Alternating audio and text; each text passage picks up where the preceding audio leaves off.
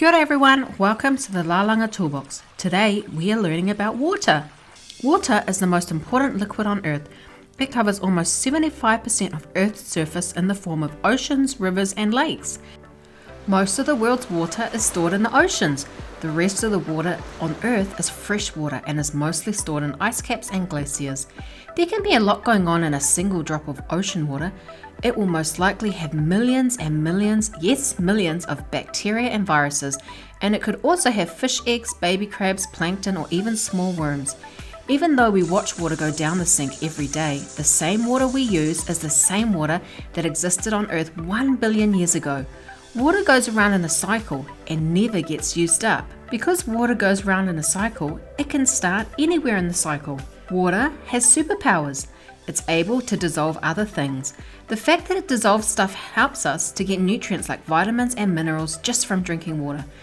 Typically, when a liquid turns into a solid, it shrinks.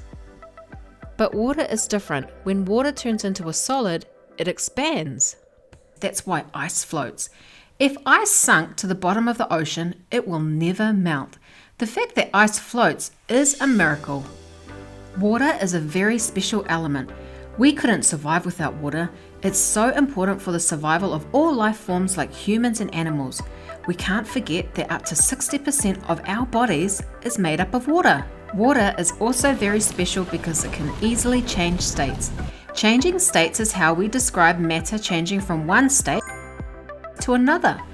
Water is unlike any other element because it can change states very easily. Let's learn how water can change states. By melting, a solid can change to a liquid. By freezing, a liquid can change to a solid. By evaporation, a liquid can change to a gas. By condensation, a gas can change to a liquid. By sublimation, a solid can change to a gas.